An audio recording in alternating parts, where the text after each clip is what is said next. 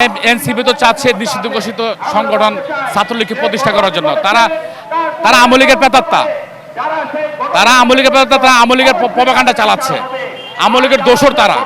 তার প্রমাণ হচ্ছে মিরপুর থানার ছাত্রলীগের সাংগঠনিক সম্পাদক মাহিনকে তাদের এনসিপিতে প্রদান করেছে।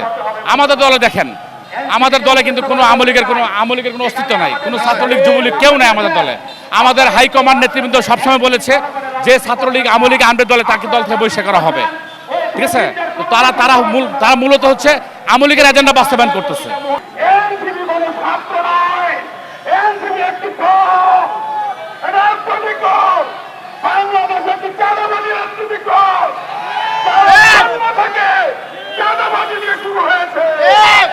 এনসিপির নামে ছাত্রলীগকে পুনঃপ্রতিষ্ঠার যে চেষ্টা, এটার বিরুদ্ধে আমাদের আন্দোলন বা এটার বিরুদ্ধে আমাদের সমাবেশ।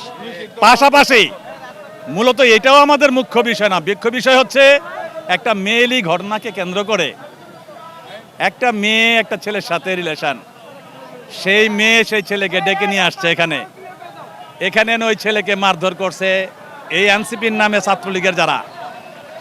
সেই ঘটনা পুলিশ হ্যান্ডেল করছে। একজন সচেতন নাগরিক হিসাবে আমাদের দলের একজন কর্মী, স্বেচ্ছাসেবক দলের নেতা, সে এটা সামাজিক দায়িত্ববোধ থেকে প্রতিবাদ করছে। প্রতিবাদ করাটাই তার জন্য কাল হয়েছে।